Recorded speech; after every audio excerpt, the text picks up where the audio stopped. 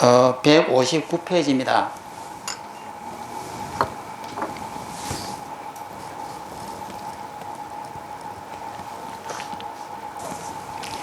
예, 159페이지 한번 읽어보겠습니다. 하나의 달이 모든 물에 널리 나타남이여 모든 물의 달이 하나의 달에 보습되도다.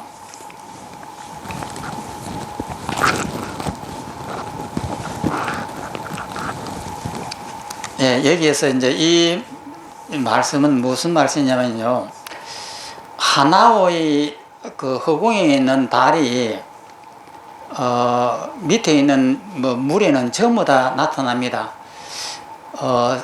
저수지에 있는 물에도 나타나고, 그 집에 그 세숫대야 속에서도 나타나고, 조그마한 어떤 그 이 컵 속의 물에도 달이 보입니다. 그렇기 때문에 모든 물의 달이 하나의 달에 보습되도다.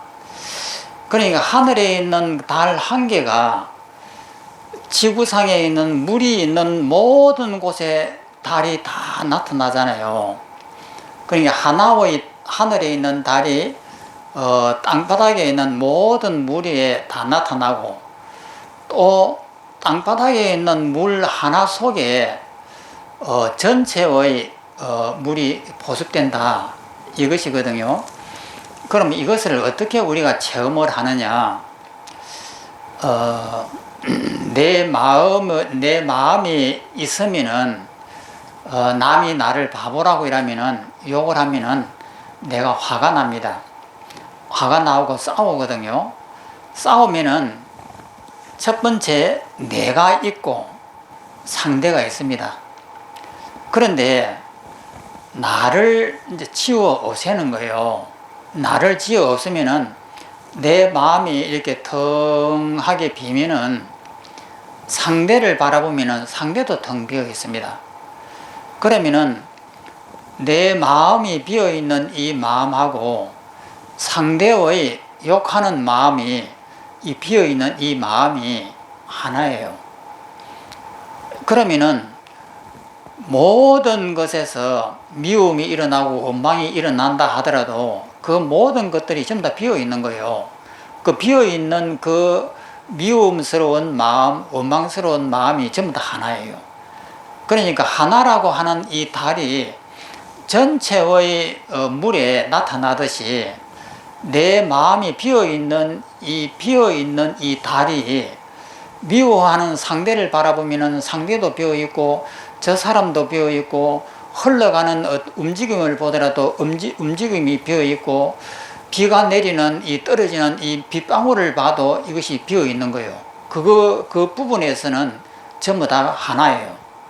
그래서 하늘에 있는 달이 지구상에 있는 모든 물에 다 나타나듯이 그렇게 보습되고, 또 밑에 있는 이 지구상에 있는 컵 속에 있는 이 달이 하늘에 있는 이 달과 하나로 보습된다 이 말이에요.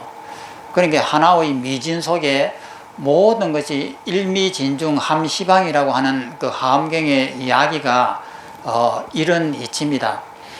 그러니까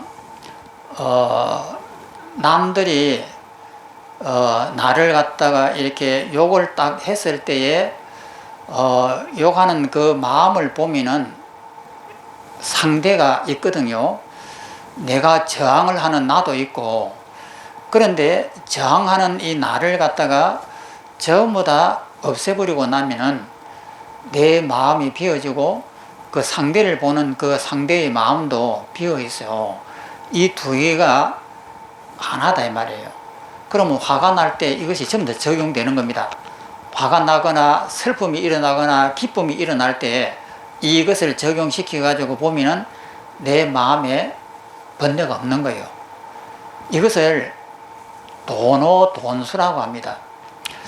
그러니까 도노라고 하는 것은 내 마음이 비어있는 이것을 완전하게 체험을 해본 사람은 그 다음에 또 누군가 나를 욕을 했을 때, 그 다음 날에 누군가 욕을 했을 때 내 마음속에서 분노가 일어나려고 하는 그 분노를 따라가지 말고 그것을 보는 순간에 내 마음이 텅 비어지면은 이것이 돈수예요.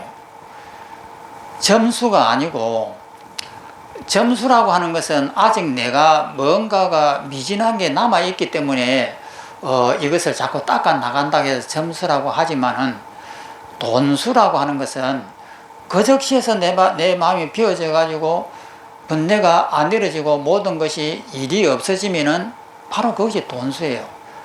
그래서 돈오 돈수라고 이렇게 성철 큰 스님께서 하셨던 이 말씀은, 물론 성철 큰 스님이 최소에 한 것은 아닙니다.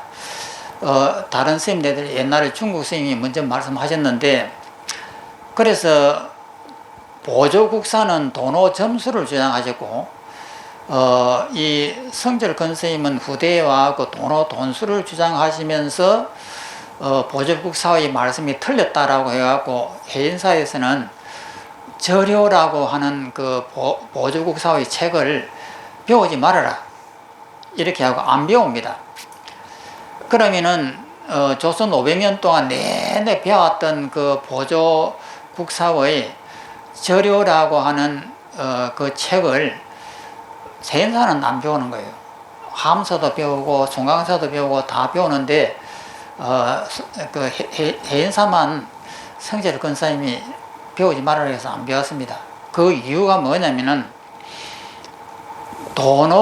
돈수지 돈오 점수는 아직 찌꺼기가 남아있는 것이다 이렇게 본 거예요.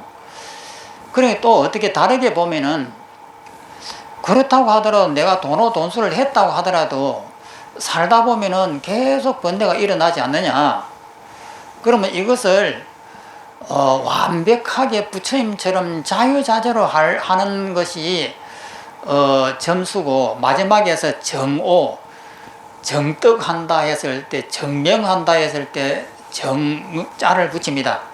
마지막 부처가 될 때까지 이렇게 점차적으로 닦아가야 되는 것이 순서가 맞지 않느냐. 이것이 이제 돈오 점수론이고, 돈오 돈수는 왜 거기서 닦아가야 된다고 보느냐. 이것이 허상이라고 하는 것을 알았으면은 그 다음에 내가 더듬 할지라도 그 이체가 없지 않느냐, 그 번뇌가 없다는 것을 명확하게 내가 그 체험하고 있지 않느냐, 그 입장에서 보면은 돈수 아니냐 이 말이에요.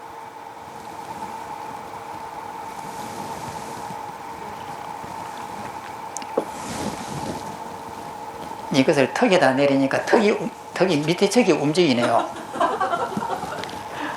위에 턱에다가 붙여야 돼요. 그래서 하나의 달이 모든 물에 널리 나타나며 모든 물의 달이 하나의 달에 보습되도다. 이것은 그런 내용으로 이해를 하시면 됩니다. 또 넘어가겠습니다.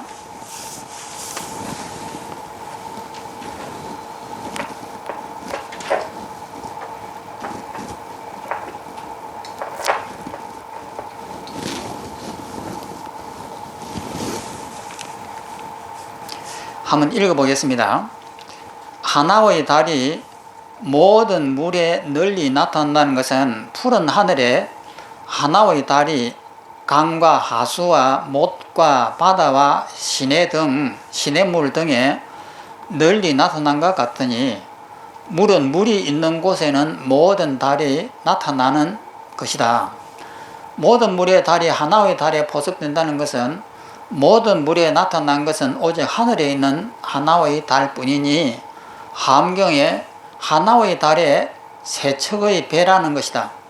비유경에 이르기를, 비유컨대 멈춰있는 배에서 달빛이 나누어지는 것과 같으니, 배가 동쪽으로 가면 하나의 달은 동쪽으로 가고, 배가 서쪽으로 가면 하나의 달은 서쪽으로 가고, 배가 남쪽으로 가면 하나의 달은 남쪽으로 가고, 배가 북쪽으로 가면 하나의 달은 북쪽으로 가지만, 항상 머물러 있는 배에서는 달이 움직이지 않음을 본다라고 하였다. 이와 같이 사유, 북동, 남동, 북서, 남서, 시방에 동서남북은 사방이고 그 사이로 하면은 팔방이고 그 다음에 위와 아래까지 하면은 시방이 됩니다. 시방에서 모든 달을 볼 수 있다. 그러므로 1000개의 그릇을 나란히 두면 1000개의 달 또한 똑같고 하나의 맑은 강에는 하나의 달이 외로이 비치는 것이다. 이에 깨끗한 물, 더러운 물, 맑은 물, 흐린 물, 달고 쓰고 짜고 담담한 물에까지도 이와 같이 한가운데 일시에 널리 나타난다 라고 하였다. 이 말은 뭐냐면은 미움과 원망이 일어났을 때 내 마음이 비워지는 이 이치를 알면은 미움이 일어났을 때도 그렇고 기쁨이 일어났을 때도 그렇고 이것이 전부 다 적용이 되는 거예요. 여기에서는 뭐 흐린 물이다, 달고 쓰고 짜고 담담한 물이다 하는 그 비유가 그런 뜻입니다.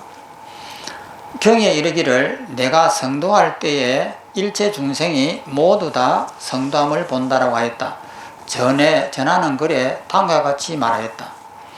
모든 부처님의 맑고 서늘한 달은 항상 필경의 허공의 논이네. 이 필경의 허공이라고 하는 이 것이 필경공이거든요. 필경공이라고 하는 것은 제1위 공이에요. 항상 필경공, 필경의 허공이라고 이렇게 하니까 이상하게 됩니다만은 그 한문에는 보면은 필경공이라고 되어 있습니다. 그게 필경공이라고 하는 건 제1위 공인데 제1의 공의 논이네. 중생 마음에 물 맑으면 지혜의 달 그림자 그 가운데 나타나네. 그러니까 중생의 마음이 이렇게 맑으면은 이거 자꾸 이상하다. 중생 마음이 물이 맑으면은 지혜의 달 그림자가 그 가운데 나타나는 것 같다라고 했는데 우리의 이 마음이 이제 달이 맑다라고 하면은 우리 마음에 깨끗한 뭔가를 상상하게 되는데 여기에서부터 오해가 생기는 거예요. 그러면 우리의 마음은 이렇게 맑고 깨끗하게 해야 되는가라고 하는 이런 생각이 난단 말이에요. 그러면 맑고 깨끗하게 하려고 하면 어떻게 하면 맑고 깨끗하게 할까? 번뇌를 다 지우고 나면은 깨끗한 어떤 마음 바탕 자리가 있을까? 이런 상상을 하게 돼요. 그럼 일이 되면 안 되는 거예요. 그러면 뭐냐면 이게 필경공이라고 하는 것은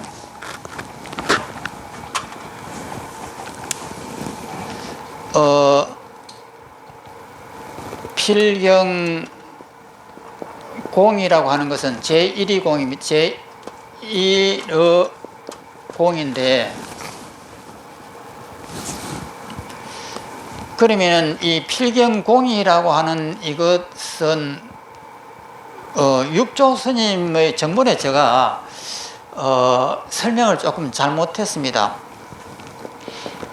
신수대사는 이 거울이 있으면은 이 거울의 때를 자꾸 닦아내면은 거울에 환한 바탕이 이렇게 드러난다. 이렇게 신수대사는 했고, 그 다음에 육조대사는 거울 대도 없고 거울 그 볼이라고 하는 것도 없고 거울이라고 하는 이 대도 없기 때문에 여기에 대도 없는데 무슨 번뇌가 끼겠느냐라고 했을 때 육조 스님은 깨끗하게 하는 것이 아닙니다. 그럼 뭐냐면 무일물이거든요. 무일물이라는 건 없을 무자에다 하나 일자에다가 사물물입니다. 하나의 물건도 없다라고 하는 것이 육조 대사거든요. 그러면 무일물만 하냐면 그 다음에 무소득도 합니다. 그 다음에 무념도 이렇게 합니다. 무소득입니다. 무소득이라고 하는 것은 얻을 바가 없다 하는 것이 무소득입니다. 무념이라고 하는 것은 얻겠다라고 하는 뭐 생각을 일으키는 것이 없다. 그러면 이거 무념이라고 하는 것은 아무것도 없느냐 하면 그것이 아니고 또 무일문을과 같은 거예요. 그러니까 육조대사는, 신수대사는 이것을 이 번뇌의 때를 깨끗이 씻어내면은 요 속에 있는 바탕은 맑고 깨끗한 그것이 드러난다라고 해서 깨끗하고 맑은 바탕이 있다라고 이렇게 본 거예요. 그런데 육조대사는 그것이 아닙니다. 한 물건도 없다 하고 무소득, 얻은 바가 없다. 그 다음에 무소주, 이것은 머무른 바가 없다, 이 말씀이거든요. 그러면은 머무름이 없다라고 하는 것은 집착하지 않는다는 거예요. 그 다음에 얻은 바가 없다라고 하는 것도, 이것도 집착하는 것이 없다 이 말이에요. 그러면 육조대사는 모든 것을 다 해체를 해가지고 한 물건도 내 마음속에 남겨두지 않는 것, 이것을 도라고 이렇게 했고, 신수대사는 이 더러움을 씻어내면은 밑바닥에는 깨끗함이 있다 이렇게 했는 거예요. 그러니까 육조대사는 모든 것을 다 파괴해버리고 나면은 그게 자유가 온다라고 하는 내용이고, 신수대사는 내 마음에 더러운 때가 있으니까 그 때를 깨끗해보면 깨끗함이 드러난다. 이 두 개의 차이는 뭐냐면은 이것은 허상이라고 하는 차이입니다.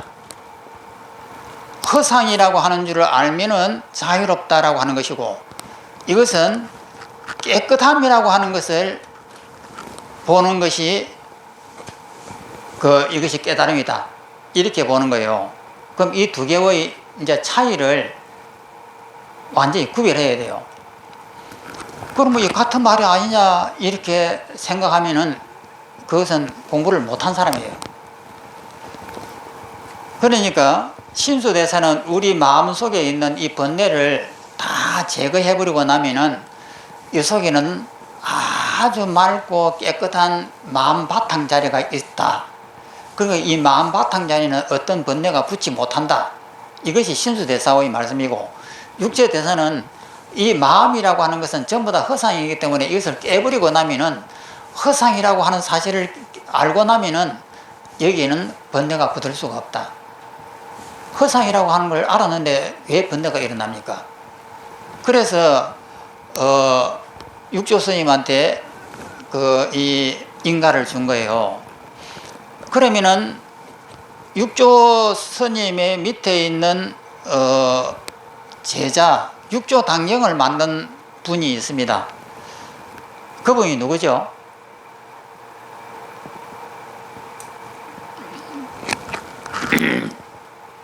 신의 스님?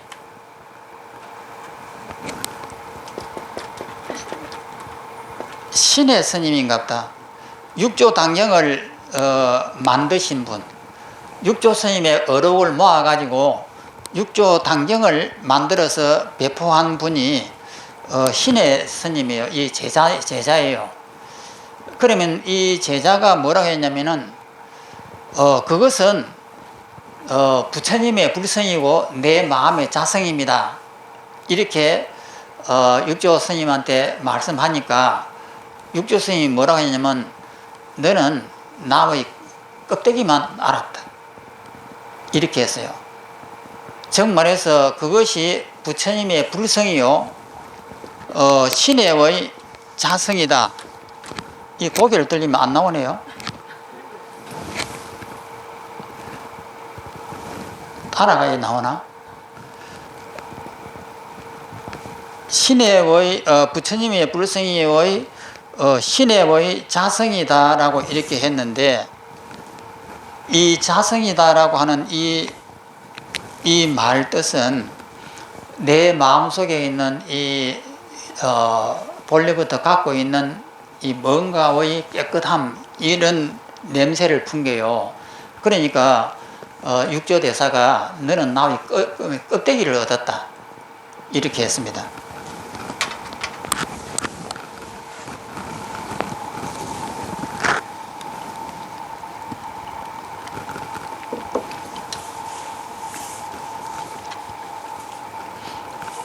그 밑에 진실하다 이 말씀이요. 그 밑에 원문을 봅니다. 모든 부처님의 법신이 법의 몸입니다. 신자는 몸신이니까 법의 몸이 법신이 나의 성품에 들어오고 나의 성품이 또한 열애와 함께 합하도다.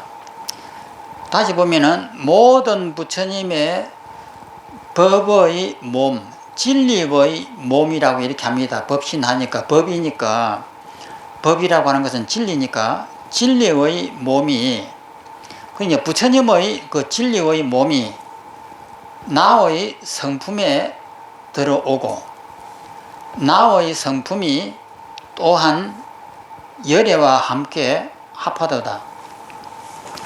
그러니까 내 마음을 이렇게 모든 것을 다 부숴버리고 나면은 부숴버려서 자유로운 이 마음이 바로 부처님 마음이다 이 말이에요. 그러니까 부처님의 마음이 내 마음에 들어오고 내 마음이 바로 부처님의 마음이다. 즉 그러니까 모든 것을 다 이 마음을 다 부수고 나면은 내 스스로가 이것이 바로 부처님의 마음이구나 내 스스로가 아는 거예요. 그것이 바로 부처님 마음이 내 마음이고 내 성품이고 나의 성품이 바로 부처님의 성품이다라고 하는 것을 그대로 아는 것이단 말이에요. 그러면 이 성품이라고 하는 것이 뭐냐면은 무일물 이런 무소득 무소주 이런 겁니다. 그러니까 이 무일물이고 무소득이고 무념이고 무소주고 이렇게 육조 스님은 이렇게 표현했습니다.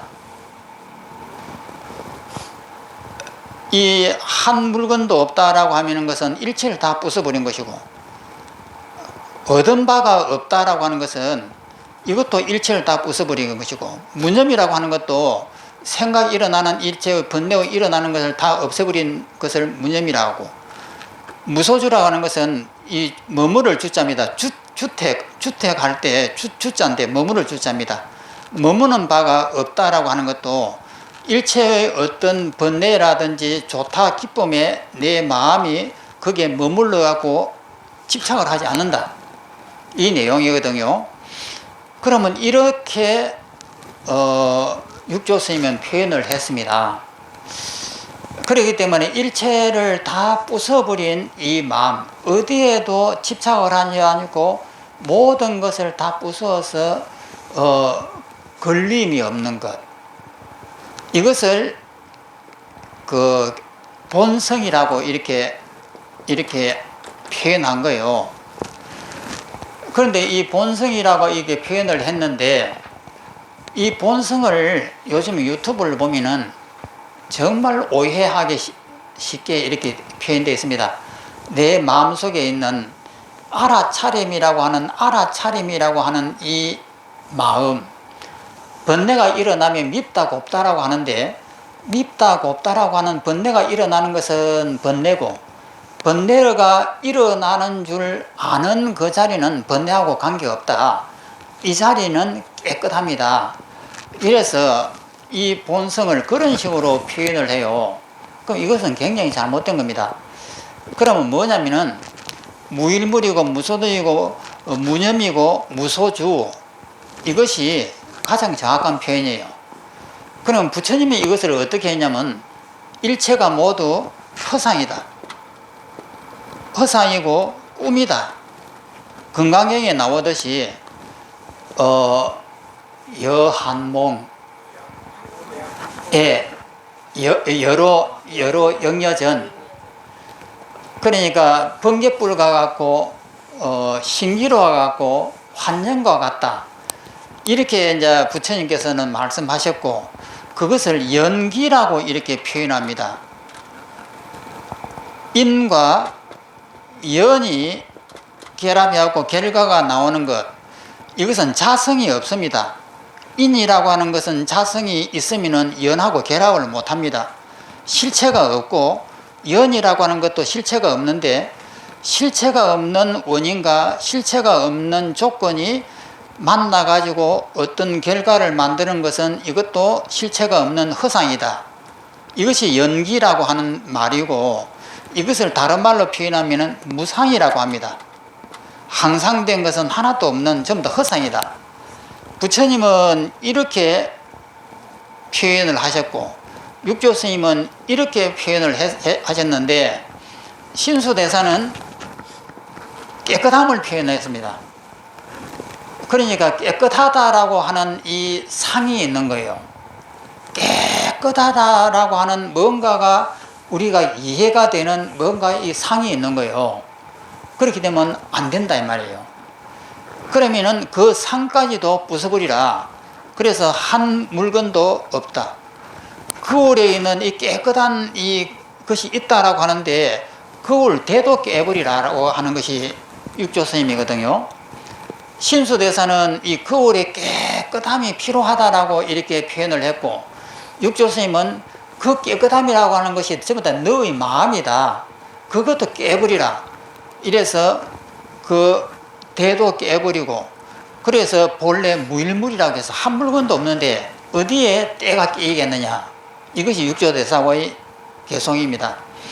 그래서 육조대사의 개성은 서가모니의 가르침하고는 일맥상통하는데, 신수대사는 완전히 달라요.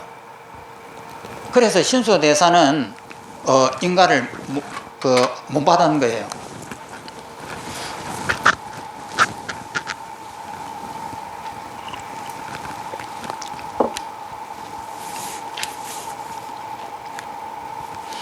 그래서 모든 부처님의 법신이, 그 법신이라고 하는 것은 뭐 깨끗함이냐면 아니다 이 말이에요.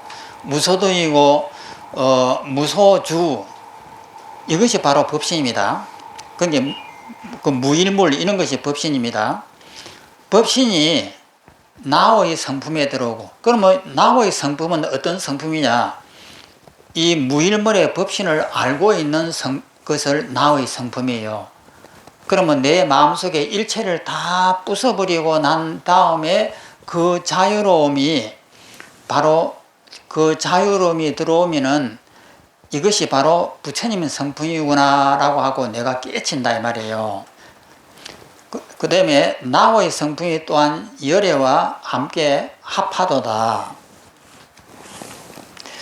또 넘어갑니다.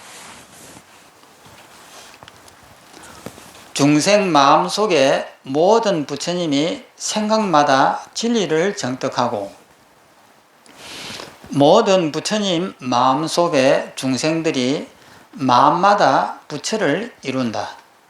그러므로 모든 부처님 법신이 나의 성품에 들어오고, 그러니까 부처님 법신이 나의 성품에 들어오는 것은 이 어떻게 들어오느냐?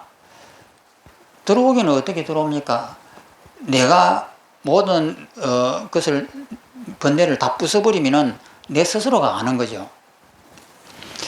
그 다음에 나의 성품이 열애와 함께 합한다라고 하였으니, 참으로 모든 부처님이 친히 법신을 정떡한 것은 중생들이 본래 법신을 갖추고 있음에 말미암은 것이다. 현계스님이 말하기를, 중생은 이치를 갖추었으나 모든 부처님은 이루었나니, 중생은 이치를 갖추었으나 모든 부처님은 이루었다. 중생은 갖추기만 했지만은 부처님은 그것을 다 이루었다.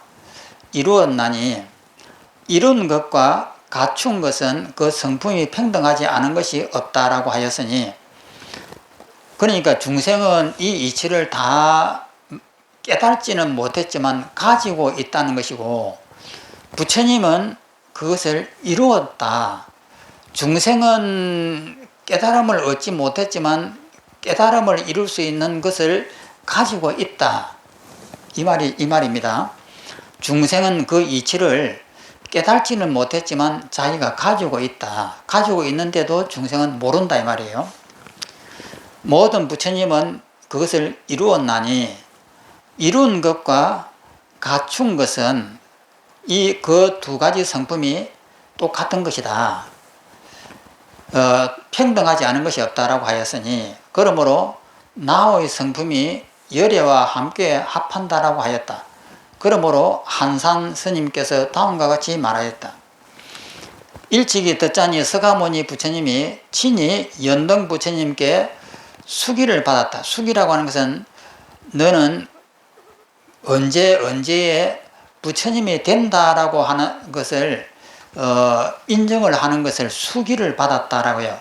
기자는 그 부처님이 언제 될 것이다라고 하는 그 기록을 받는 거예요. 숫자는 받을 숫자입니다.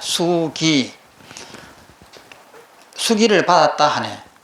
다만 전과 후, 시간적으로 전과 후의 지혜를 논했을 뿐 전과 후의 그 본체의 성질은 다르지 않으니 시간적으로 다르지만은 연등 부처님과 서가모니 부처님은 시간적으로 다를 뿐 그 내용은 체성은 같다 이 말입니다. 다름 가운데 다름이 없네. 그 두 분은 다르지만은 그 본체의 입장에서는 다름이 없다. 이것은 이것을 어떻게 이해하냐면은 상대가 나를 갖다가 욕을 했을 때 중생들은 내 마음에서 성질이 나니까 내가 나타나요. 내가 나타나고 미운 대상이 나타나는데 이것을 깨달음을 얻어가지고 도노해가지고 내 마음을 비워버리면은 내 마음이 비워서 내가 없어지면은 상대도 마음이 비워져서 없어져요. 그러면 그 두 개가 나와 남이 다르지만은 하나예요. 그러면 이 하나는 시간적인 천년 전의 일과 지금의 일이 다르냐면은 하나예요. 다르다라고 하는 것은 시간이고 시간은 내가 만든 허상이에요. 그렇기 때문에 그 안에 있는 본질은 같다 이 뜻입니다. 하나의 부처가 일체의 부처님이 마음이 열애의 경지로다. 또 다음 장으로 넘어갑니다.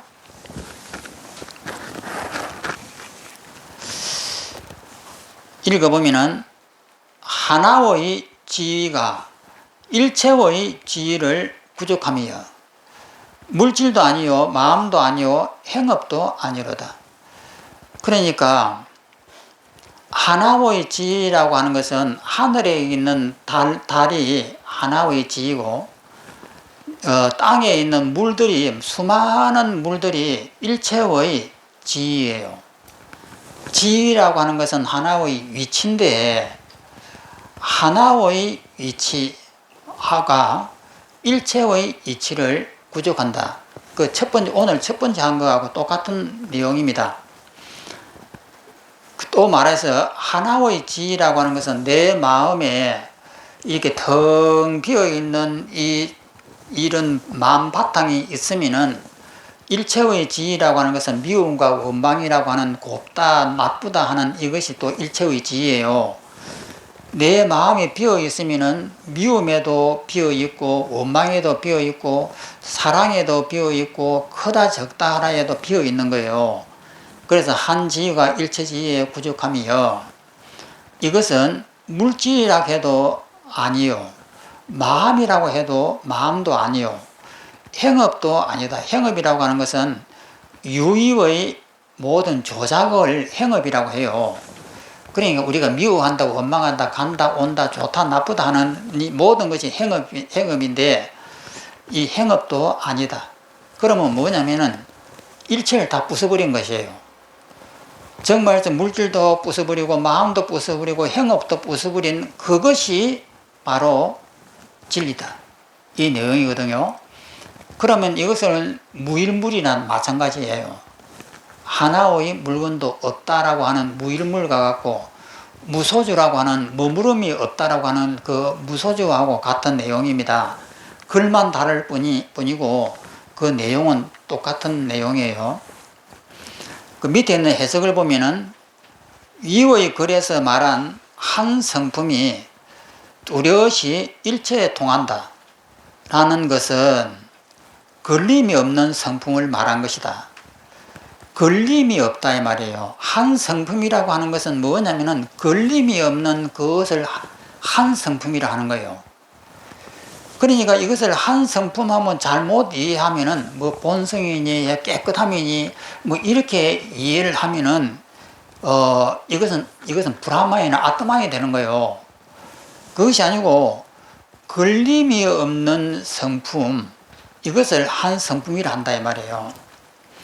하나의 법이 두루 일체 법을 함용한다는 것은 걸림이 없는 법을 말한 것이다.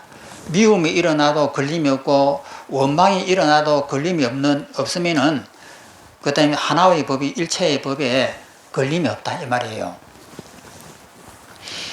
또 하나의 달이 모든 물에 널리 나타난다는 것은 걸림이 없는 비유를 말한 것인데, 여기서 하나의 지위가 일체의 지위를 구족하며 라고 한 것은 걸림이 없는 공덕을 말한 것이다.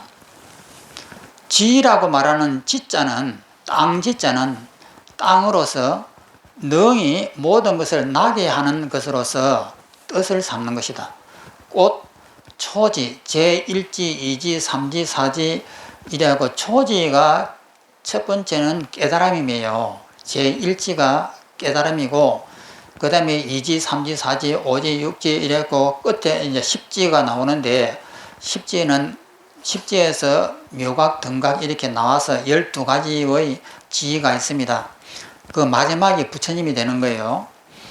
초지가 10지의 공덕을 구족한 까닭에 제일 처음 깨달음을 얻는 제1지에서 마지막에 그 공덕을 제1지에 이미 가지고 있다 이 뜻입니다. 그러니까 하나의 지위가 일체 지위를 구족하며 라고 말하였다. 이 말은 뭐냐면은 우리가 깨달으면은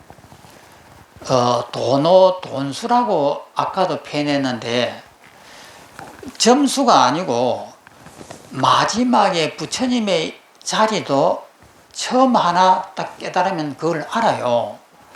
이 자리는 어떤 곳에도 걸림이 없고 번뇌가 없다라고 하는 것을 처음에 깨닫습니다. 깨닫는데 깨닫고 나서 이 사마타의 힘이 떨어지면은 다시 현실로 나온다는 점이에요. 현실로 나오면은 다시 죽은 자의 마음이 되려고 하면은 이 사마타의 힘이 필요해요. 집중과 나를 놔보려고 하는 이 수행의 힘이 필요한데 그것이 잘 안 되는 거예요. 안 되기 때문에 깨달음을 얻었을 때는 바로 그때는 사마타의 힘이 유지가 되기 때문에, 그러니까 사마타의 힘이 유지가 된다는 것은 죽은 자의 이 마음이 유지가 된다 이 말이에요. 그런데 그것이 현실로 돌아와서 어떤 사람은 한 달도 유지되는 사람도 있고 어떤 사람들은 석 달도 유지되는 사람도 있고 어떤 사람은 몇 초간 유지되다가 없어지는 사람도 있고 이래요. 그러면 이것이 유지될 때는 됩니다. 되는데 유지가 안 될 때는 다시 중생으로 떨어져요. 그것은 체험을 했지만은 유지가 안 되면은 안 된다고요. 그때는 또다시 내가 나와요. 그래 나오지만은 또 죽은 자의 마음을 이렇게 만들어 가지고 또 하면은 또 유지가 돼요. 그럼 이 과정이 점수라고 보면은 점수라고도 볼 수 있고 돈수라고 부르면은 돈수도 되는 거예요. 왜냐면은 이 이치를 내가 분명히 알거든요. 그렇기 때문에 상대가 이렇게 나를 미움이 이렇게 하면은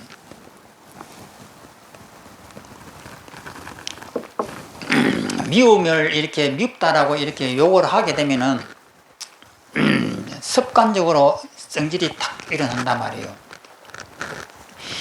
일어나는데 그 성질이 일어나는 그 순간에 알아차림을 해가지고 그것을 탁 없애버릴 갖고 아무 흔적 없이 하나가 될 수 있는 그 상태가 처음에 잘 안 되는 거예요.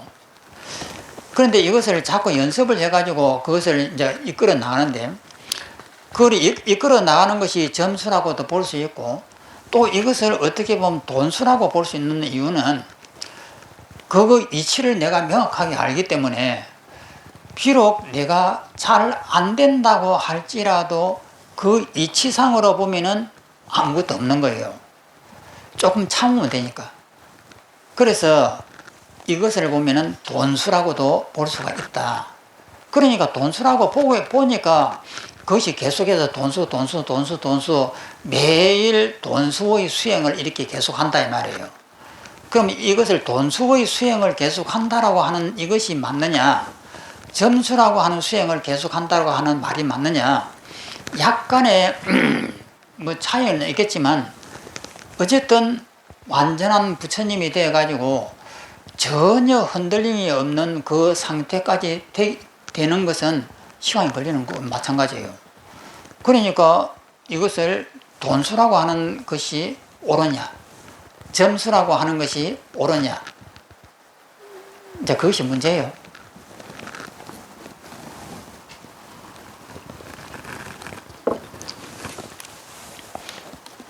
마음도 아니요 행업도 아니다라고 한 것은 이미 하나의 지위가 10가지 지위의 공덕을 구족했기 때문에 그 공덕이 불가사의한 것이니, 곧 물질과 마음과 행업을 헤아릴 수가 없다는 것이다. 그러니까 물질이라고 하는 것은 내가 없으면 보면 텅 비어져 버립니다. 그 다음에 밉다 곱다라고 하는 이 마음도 내가 딱 보면은 비어지거든요. 행업이라고 하는 것도 우리가 일상생활에서 밉다 없다 곱다 하면서 일체의 그 유의의 행동을 하는 것인데, 이것도 돌아보면은 없어지는 거예요. 행업을 헤아릴 수 없다는 것이다. 물질이 아니다라는 것은 막히고 걸리는 물질이 아니요, 마음이 아니라는 것은 느끼고 아는 마음이 아니요, 행업이 아니라는 것은 천류하고, 옮기를 천자에다가 허를 류자입니다. 천류라고 하는 것은 움직여 가는 것을 천류한다라고 이렇게 해요. 마음이 이렇게 밉다 곱다 좋다 하면서 계속 움직여 나는 것을 천류라고 합니다. 천류하고 조작하는 유의의 그 조작하는 행위 아니다.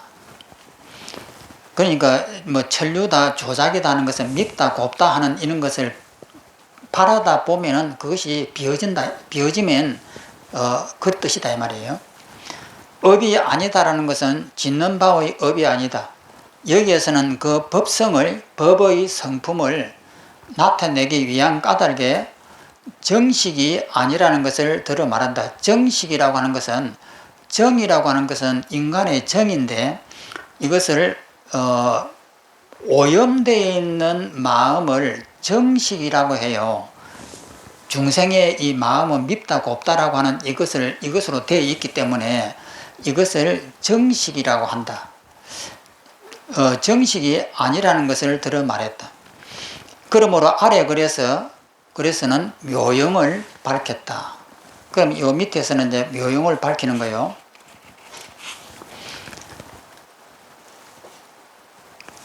아래 그래서는 묘용을 밝혔다라는 것은, 위에는 그 원문에 보면 위에는 한지위가 일체지위를 구족한다라고 하는 것이고, 그 다음에 그 밑에 있는 글자가 물질도 아니고 마음도 아니고 행업도 아니다라고 하는 것이, 이것이 이제 묘용이다. 우리의 쓰는 이것을 묘하게 쓰는 활용을 묘용이라고 이렇게 밝혔다. 그 밑에 이제 또 원문을 보겠습니다. 손가락 퉁기는 사이에 8만 법문을 원만히 이루고 일찰나에 3아성직업의 죄를 없앤다. 일아성지급이라고 하는 것은 시간인데, 일아성지는 이 우주가 한 번 태어나가지고 한 번 이 우주가 사라져가고 없어지는 것을 일아성지급이라고 이렇게 해요. 그러면 삼아성지라고 하는 것은 이 우주가 세 번 태어났다가 세 번 사라지는 것을 삼아성지급이라고 하는 긴 시간입니다. 그러니까 순간에 이 엄청난 시간의 죄를 없애버린다. 왜 없애느냐? 지옥이라고 하는 것이, 지옥의 고통을 받으면은 그 지옥이 있다라고 생각합니다. 그런데 내가 없으면은 지옥이 사라져요. 그러면 지옥이라고 하는 이것이 사라진다 이 말이에요. 그러면 1아성지급이다 2아성지급이다는 긴 세월이라고 하는 것은 내가 만든 나의 망념이에요. 그렇기 때문에 그 망념이라고 하는 것은 순식간에 없애는 거죠. 또 넘어가겠습니다.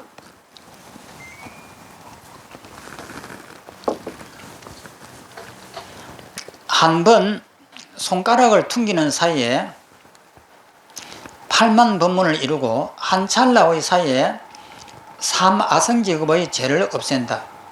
한 생각, 화내는 마음이 일어나면 8만 가지 장애의 문이 열리지만 지금 이미 무생의 이치를 깨달았으니, 여기서 무생이라고 하는 것은 태어남이 없는 이치입니다. 그러니까 우리가 깨달음을 얻었다라고 하면은 자기 스스로에게 보는 거예요. 그러면 나는 태어난 적이 있는가를 봐가지고 나는 태어난 적이 있어 이라면은 무생의 이치를 못 깨닫는 거예요.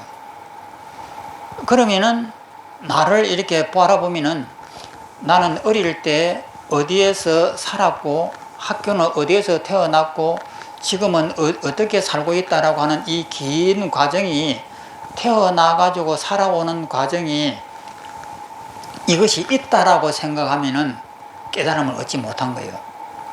그럼 무생이라고 하는 것은 태어난 적이 없기 때문에 지금까지 어린애에서부터 그 다음에 이제 소년, 청년으로 해서 올라오는 이 과정들이 전부 다 허상이에요. 그러면 나의 이 삶 자체가 허상이다라고 하는 것을 명확하게 알면은 나는 태어난 적이 없다라고 하는 것도 명확하게 알아야 돼요. 그러면은 불교라고 하는 것은 무엇을 알기 위해서냐? 그러니까 이 세상에 우리는 전부 다 중생들은 있다라고 생각을 해요. 명예도 있고 자존심도 있고 내가 위대한 일을 해야 되고 그 다음에 내가 이 세상에 업적을 남겨야 되고 이래야만이 위대하고 사람 보람이 있다라고 이렇게 우리는 생각해요. 그렇지만은 이것들이 모두 허상이라고 하는 이 사실을 분명하게 알기 때문에 내가 왜 살아야 하는지, 내가 산다고 하는 목적이 무엇인지 하는 이 모든 의문이 전부 다 해결되어 버린 거예요. 그래서 이 세상이라고 하는 그 위대함이다 무엇이다 하는 이런 것들이 전부 다 가짜예요. 그러면은 내 인생에 대해서 의문이 없어지고 궁금증이 사라지고 이것이 깨달음이에요. 이 궁금증이라든지 의문이라든지 이런 것들이 안 사라지면은 깨달음이 얻은 것이 아니에요. 이 말은 뭐냐면 이 세상이 철저하게 허상이라고 하는 것을 명확하게 알았을 때에 이 의문들이 사라지는 거예요. 그래서 이때까지 나를 괴롭혔던 궁금증, 너 왜 태어나가지고 왜 사느냐, 너 현재의 삶이 잘 사는 것이냐 못 사는 것이냐, 나는 왜 저 남처럼 이렇게 뛰어난 어떤 행동도 못하고 어떤 지혜도 없고 뭐 이루어 놓은 것도 없고 나는 이 꼴이 무엇이냐, 이런 의문이 일어나면은 공부가 안 된 사람이다 이 말이에요. 그러면 그런 의문들이 다 해결되어 버렸기 때문에 이 삶이라고 하는 것이 무엇이냐 이렇게 했을 때 이것에 대해서 명확하게 내가 답을 할 수가 있고 이것에 대해서 조금 더 궁금증이 없고 이래서 자유로운 것, 이것이 깨달음이에요. 지금 이미 무생의 이치를 깨달았으니 이 무생의 이치를 깨달았다는 것은 그것을 분명히 알았다 이 말이에요. 84,000 번뇌가 84,000 청정 해탈 법문으로 변한 것이다. 84,000가지의 청정하고 해탈되어 있는 법문으로 변한 것이다. 곧바로 3 대아성지급을 초월하였으니 이것이 수행의 공력이다. 시간이라고 하는 것은 내가 만든 것이에요. 내가 만든 꿈이다 이 말이에요. 그러므로 능언경에 이르기를 내가 억겁의 전도망상, 전도라고 하는 것은 이 전자는 구를 전자고 도자는 뒤집어질 도자입니다. 전도됐다라고 하는 것은 바른 길이 아니고 뒤집어져 버린 길이다 이 말이에요. 거꾸로 되어 있는 망상을 초월하여 아성지급을 지나지 않고서 법신을 얻었다. 그러니까 일아성지급이라고 하는 어마어마한 세월을 지나지 않고 바로 이 자리에서 그 법신을 얻었다. 이 깨달음을, 법의 이 몸을 얻었다라고 하였으니 참으로 깊이 믿을 만하다. 삼아성지급이라 말한 것은 꼭 삼아성지급이다. 삼지급이라고 하는 것은 삼아성지급이다. 옛날 서가모니부터 시기열애까지, 시기열애라고 하는 시기열애까지가 한 급이요. 시기열애로부터 연등부처님 열애까지가 한 급이요. 연등부처님부터 비바시 부처님까지가 한 급이다. 그러므로 삼아성지라고 하였다. 넘어갑니다.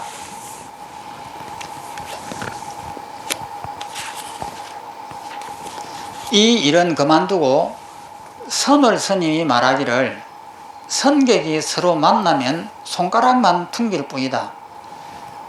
손가락 퉁기는 거 어떻게 하는지 아시죠?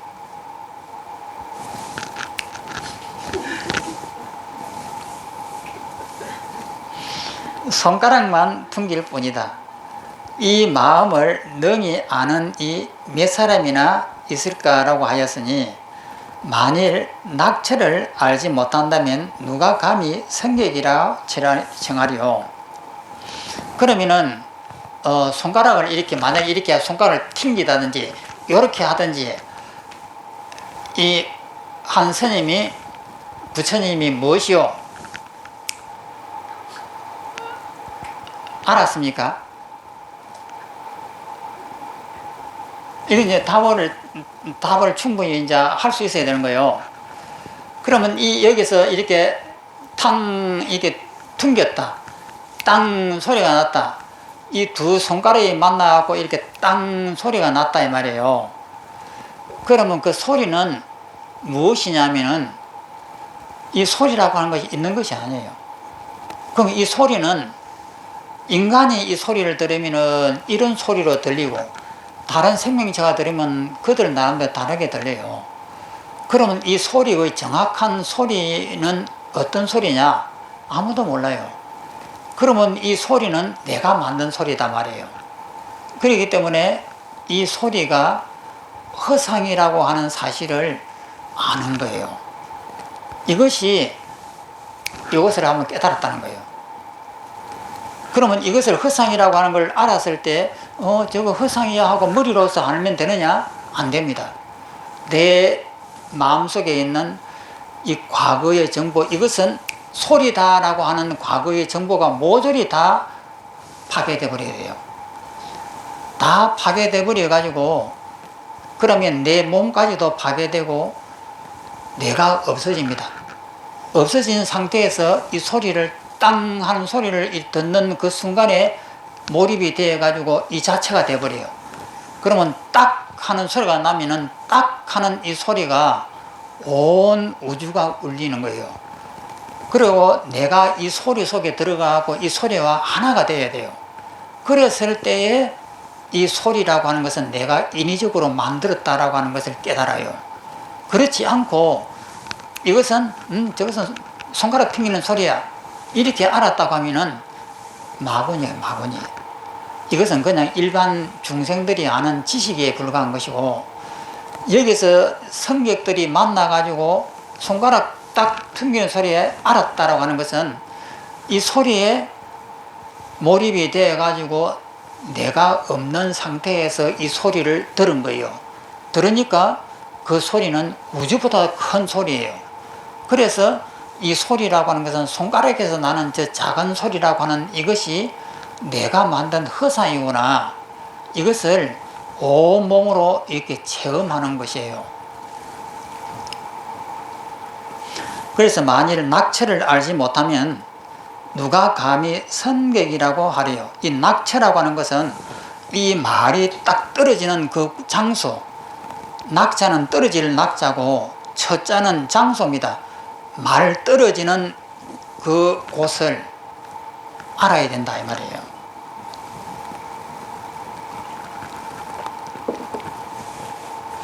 그 다음에는 원문을 보겠습니다. 일체의 숫자와 글구와 그 다음에 숫자와 글구 아닌 것이여 나의 신령스러운 불성 깨침과 무슨 상관이 있으랴.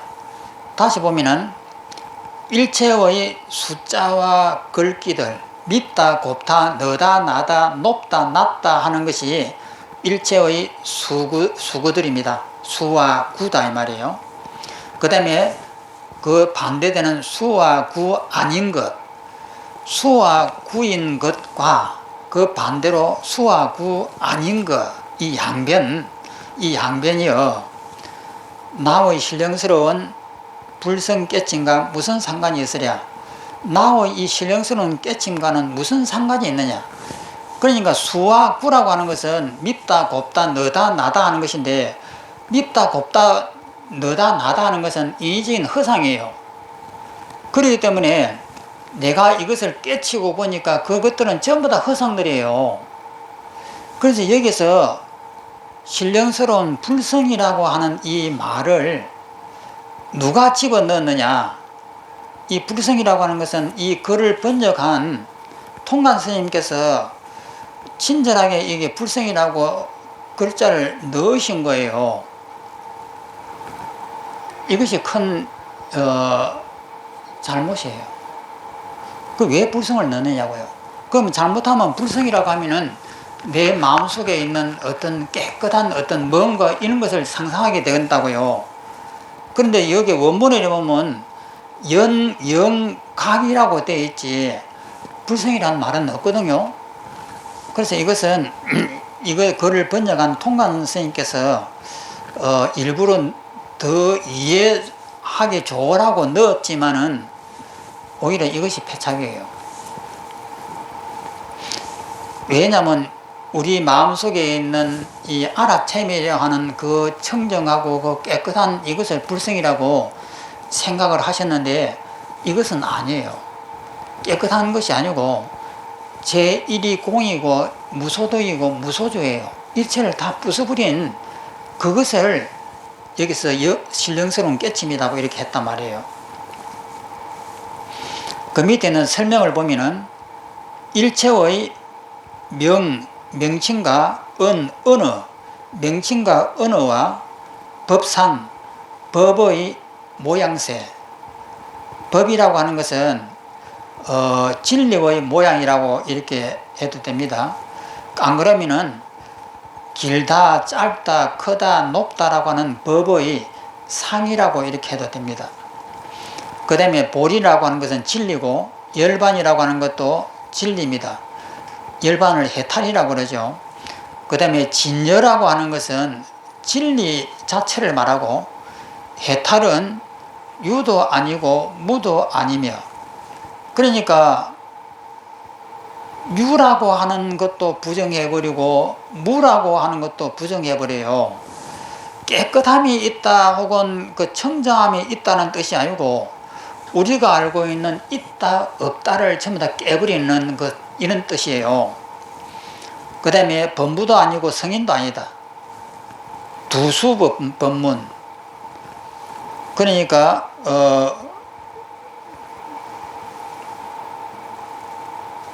우리가 일반적으로 쓰는 것을 두수라고 이렇게 하는 거예요. 머리 두자에다가 이 숫자를 합해가지고 두수 법문을 이렇게 일체 우리가 하는 이 모든 것을 두수 법문이라고 한다. 법문은 궁구하여 다 할 수 없을 것이고 실로 구경법이 아니다. 진리가 아니다. 그러므로 일체 숙구와 숙구 아닌 것이라고 하였다. 그 다음에 약산 스님이 처음 석두화상을 참방하여 바로 묻기를 삼성, 성문, 영각, 보살, 삼성과 12분교, 부처님의 모든 가르침을 12가지로 이렇게 나눠요.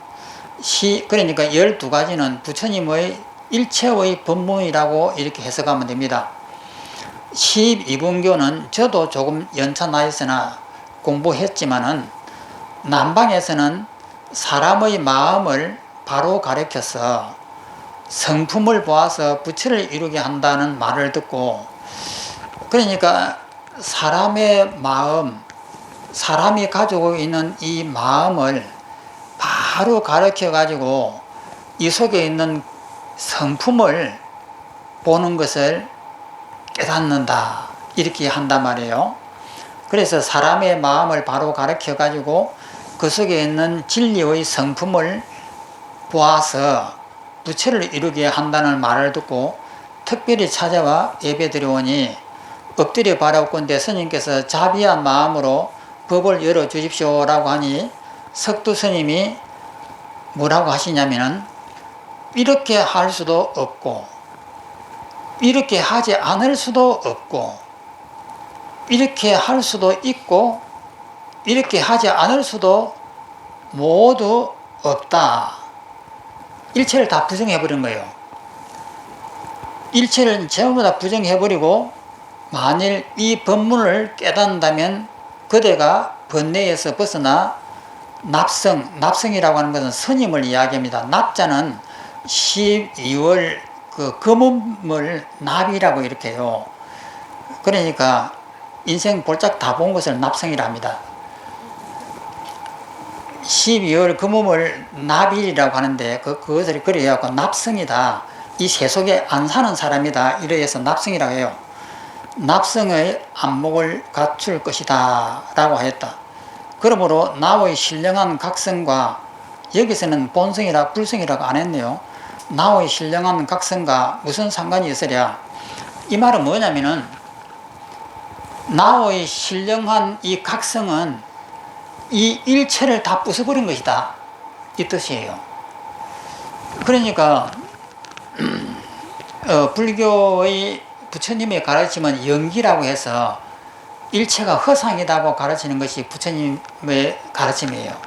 그러면 중국의 이 스님네들이 가르치는 이 내용은 동일해요. 무소득, 무소주, 머무는 바 없다, 또 무일물, 한 물건도 없다, 이렇게 표현들이 이것을 전부 다 부숴버린 것이에요. 부숴버리고 나면은 바로 내 마음 이 자리가 자유롭지 않느냐, 이래서 이것을 성품이라고 이렇게 표현한 거예요. 그런데 이것을 성품이라고 표현했는데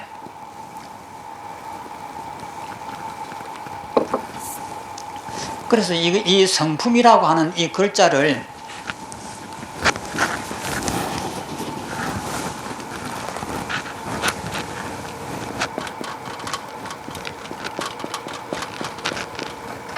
이 성품이 인도에서는 연기나 또 이 공이라고 이렇게 표현을 했는데 인도에서는 중국에 들어오면서 이 표현이 이렇게 바뀌어요. 그러면 이 성품은 어떻게 되느냐면 그 뒤에 성리학에서 주자의 이 성리학에서 이 성품이 이렇게 나온단 말이에요. 그러면 주자의 성리학이라고 하는 이 성품은 내 마음속에 있는 이 본성이라고 하는 이 깨끗함을 이렇게 말을 해요. 그러면서 우리 한국에 오면서 이 중국의 이 사상을 성리학적인 사상으로 조선시대는 받아들였습니다. 그래요. 조선시대에 스님네들의 글을 보면은 유교에서 배우는 이 성리학하고 불교하고의 구별이 잘 못해요. 그러니까 그 삼행대사의 그 스승님이 누굽니까? 서산대사. 서산대사의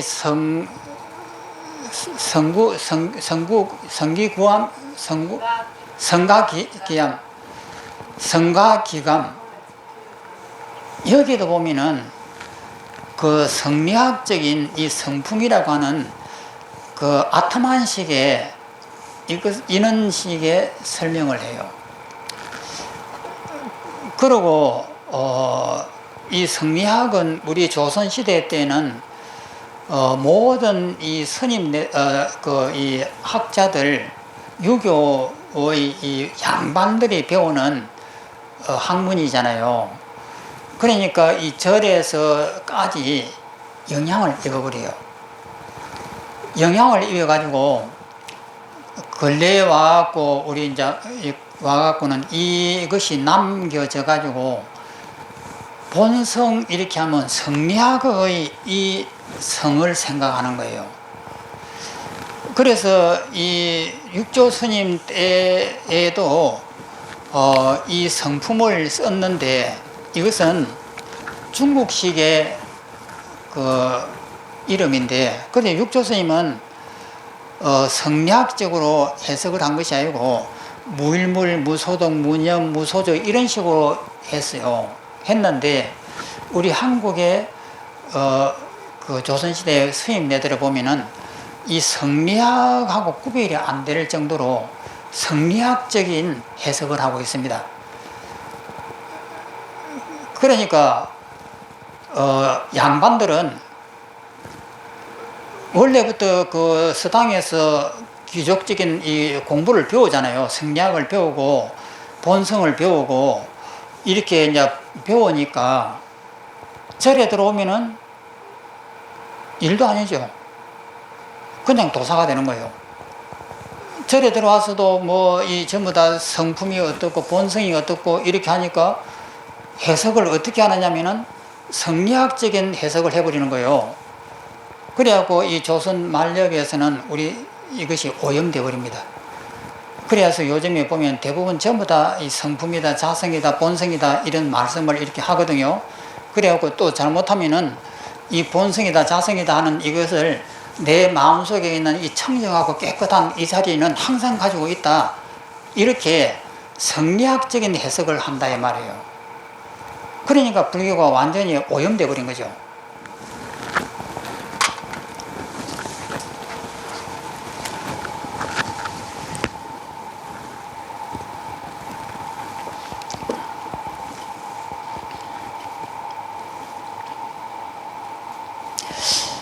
그 다음에 밑에 있는 원문을 보면은 해방할 수도 없고 칭찬할 수도 없으며 좋다 나쁘다 하는 이것을 전부 다 부정해버립니다. 해방도 부정해버리고 칭찬도 부정해버리며 그 체성이 허공 같아 끝이 없도다. 모든 것을 다 부정해하고 전부 다 해체를 하고 나면은 내 마음은 텅 비어갖고 무한대의 이 허공이 되어가고 끝이 없어져요. 그러면 끝이 없어지는 이런 상태가 나오면은 이 상태가 뭐냐면은 무색의 선정입니다. 그러면 끝이 없는 이 상태가 진리냐면은 아니죠. 그러면 이게 텅 비어갖고 무한대의 끝이 없는 상태가 되면은 여기서 깨달음이 일어나요.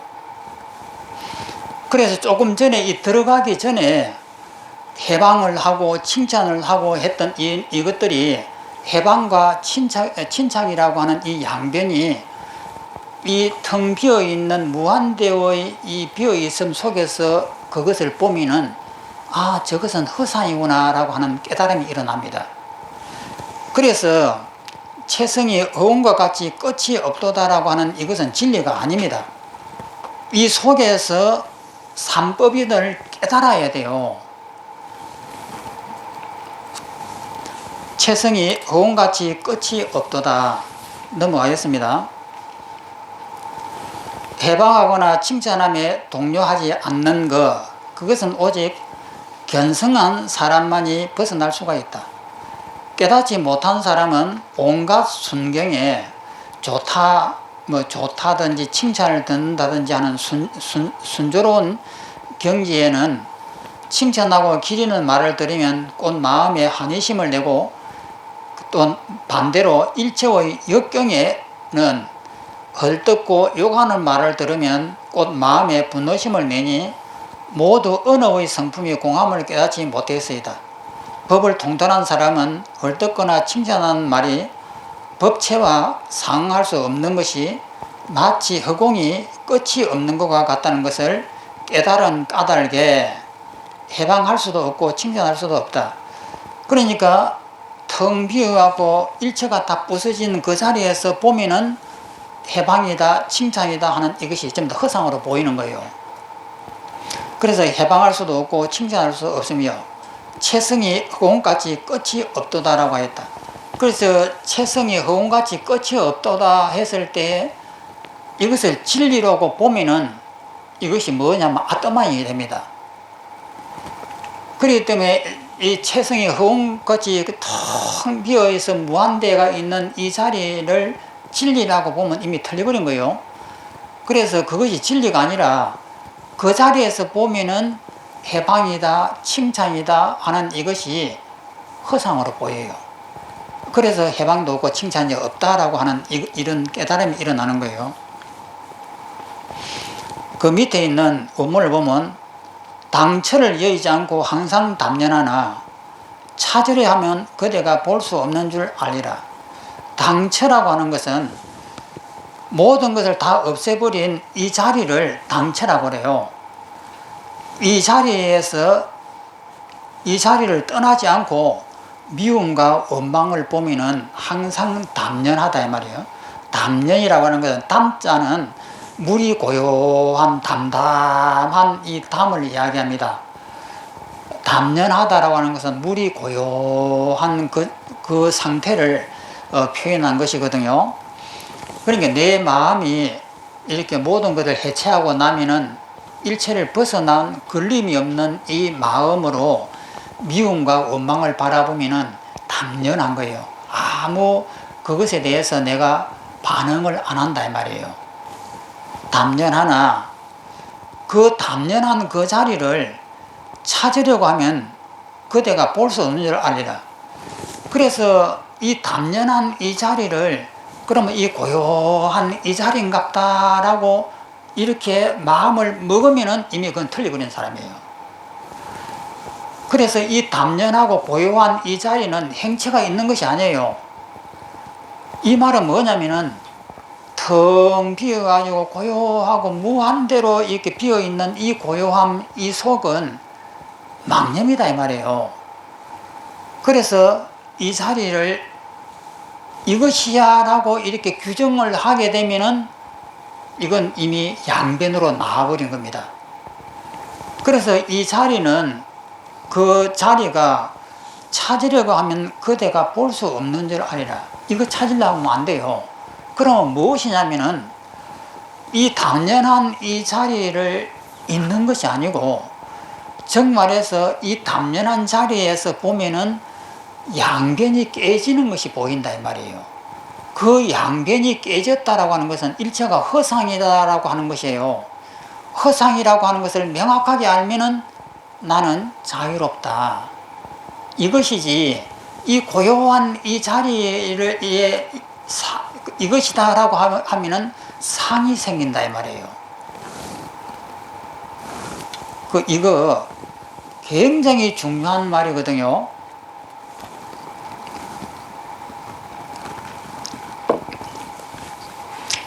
그런데 이 자리를, 이 자리를 해설을 하려 하면은 보통은 내 본성에 고유한 이 자리라고 보통 전부 다 이렇게 설명을 해요. 그래 하면은 진짜 잘못된 것입니다. 그 다음 장에 부처의 몸이 우주 법계에 충만하여 일체 중생의 앞에 두루 나타나니 곧 이것이 당처를 여의지 않고 항상 담냐는 것이다.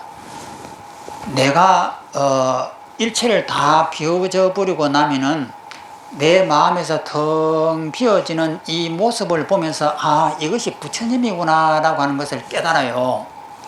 그래서 부처님의 이것과 나가 둘이 아니다 말이에요. 그래서 이 자리를 당처라고 하는 거예요. 바로 이 자리, 당처하면 바로 당면하고 있는 그 자리, 그 처소, 이래서 당처라고 하는데, 내 마음이 비어져 있는 이 자리, 당처를 여의지 않고 미움과 원망에 항상 담연한 것이다. 이를테면 이 영각, 신령스러울 영자에다가 깨달을 각입니다. 신령스러운 깨어있음.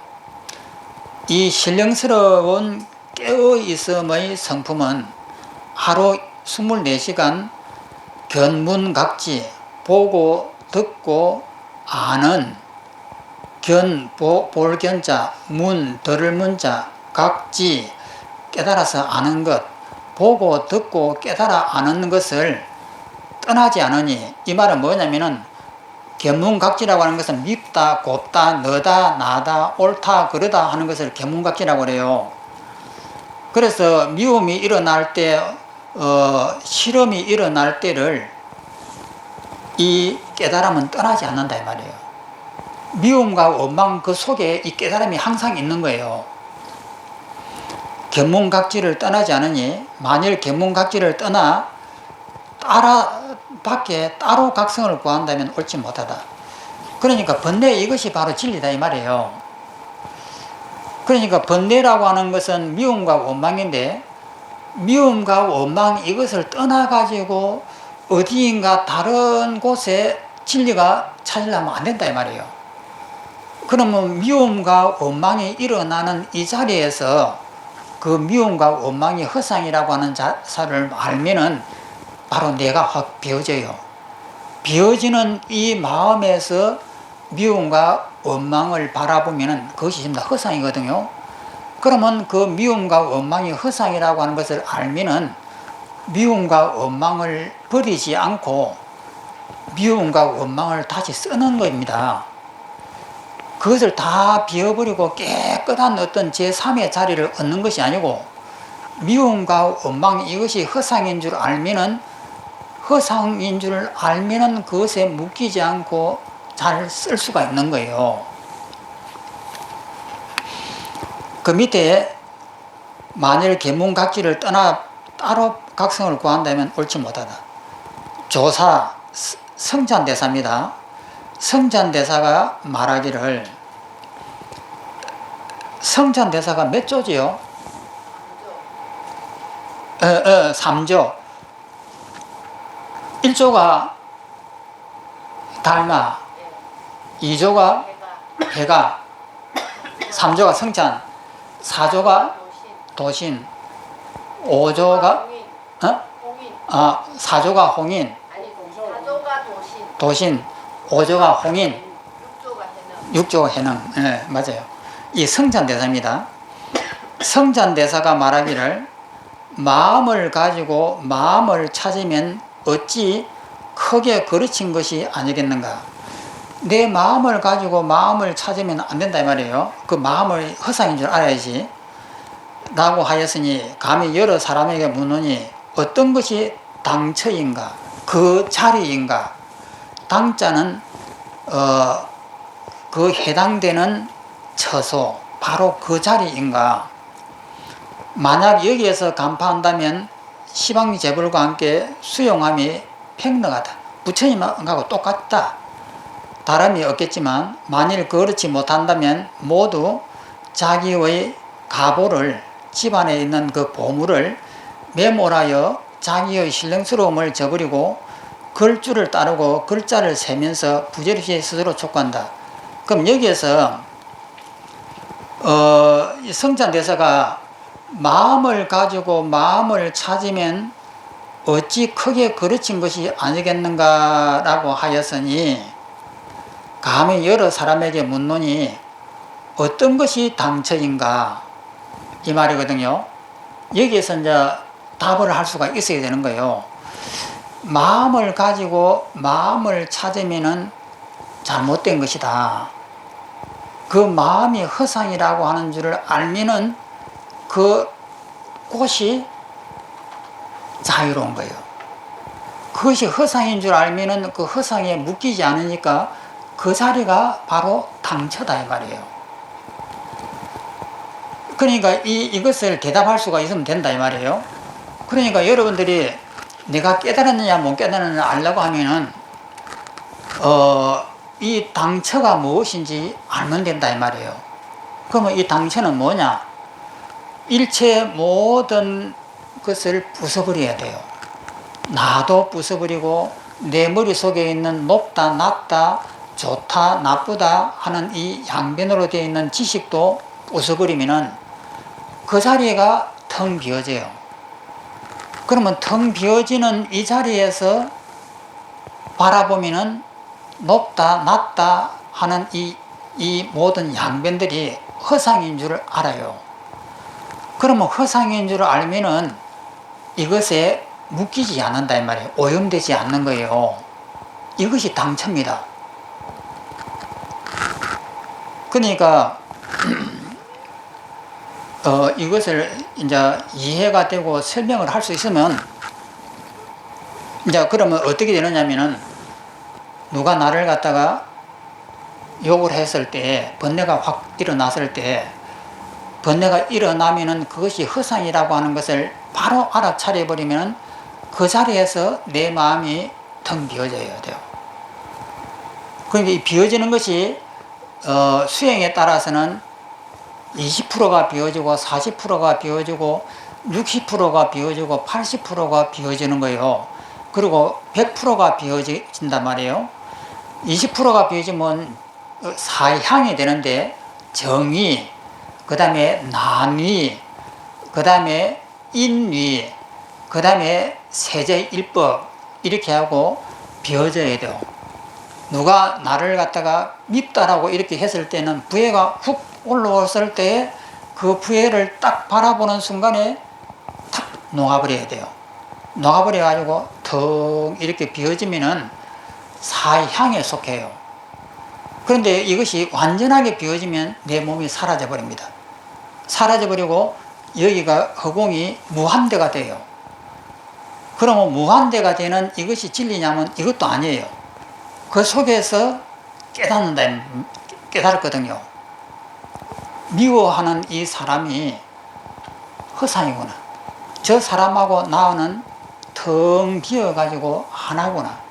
이것을 그 자리에서 체험을 하는 것이 100% 비어진 것이면은 제1지가 됩니다. 또 넘어갑니다. 글자를 세면서 부질없이 스스로 추구하게 될 것이다. 예스님이 말하기를 비유컨대 소를 타고서 소를 찾는 것과 같아서 옳지 못하다라고 하였다. 그러면 소를 타고서 소를 찾는다라고 하는 것은 뭐냐면은, 우리 마음속에 깨끗함이 있는데 이것이 없어지지 않는다라고 이렇게 보통 이해하려고 합니다. 그런데 그것이 아니에요. 이 제1위 공이라고 하는 이 무소주라고 하는 것이 우리가 항상 갖고 있는 거예요. 그러면 이것을 우리가 쓰지 못하느냐 하면 쓰고 있습니다. 항상 쓰고 있단 말이에요. 그러면 어떤 때 쓰이느냐? 어머니가 자식이 말을 안 들었을 때 막 욕을 하고 매를 들고 두드려 패고 막 이렇게 해요. 이렇게 해도 그 자식에 대해서 미움이 생기거나 저놈을 갖다가 감옥에 보내버리겠다든지 이런 마음을 내는 것이 아니고, 저 자식을 갖다가 어떻게 하면은 좀 더 훌륭한 사람이 되고 사회에 나와가지고 남한테 뒤지지도 않고 떳떳하고 멋있게 살 수 있을까 하고 바라는 것이단 말이에요. 이것이 영민이에요. 그러면 이런 마음을 우리는 경험하지 못하고 사느냐면은, 왜 못하고 살아요? 평생 하고 살지요. 그러면 그런 마음을 우리는 항상 갖고 있는 거예요. 있는데 나무 자식한테는 그것이 해당이 안 돼요. 적용이 안 된다 이 말이에요. 그래, 적용이 안 되는 걸 보고는 나는 안 되는갑다, 나는 마음이 이렇게 나쁜갑다, 이렇게 한단 말이에요. 그래서 이 깨달음은 우리가 항상 갖고 있는 거예요. 항상 갖고 있는데 우리가 이것을 쓸 수가 없을 뿐이에요. 그럼 이것의 이치를 알면은 여기서 많은 것이, 비유컨대 소를 타고서 소를 찾는다라고 하는 이 말을 우리가 분명히 알 수가 있는 거죠. 자, 오늘 여기까지 하겠습니다.